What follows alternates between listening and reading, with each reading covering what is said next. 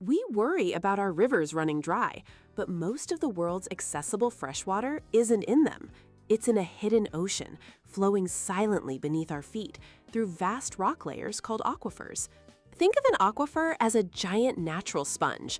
Its quality depends on two properties: porosity, the amount of empty space, and permeability, how well those spaces connect so water can flow. A layer of sand makes a good aquifer.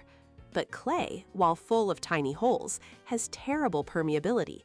It acts like a dam, blocking the flow and forming an aquiclude. Just as we tap this hidden water, we can also tap the Earth's inner fire. Geothermal energy uses heat from deep within the planet, providing stable, 24/7 power, what's known as baseload energy. It's a huge advantage over intermittent solar and wind. But here's the paradox. Even renewable resources have limits. When we pump groundwater faster than rain can replenish it, the consequences are severe and often permanent. The land itself begins to sink, a process called subsidence.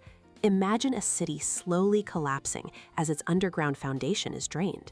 In coastal areas, overpumping can pull seawater into the aquifer, contaminating the freshwater supply forever.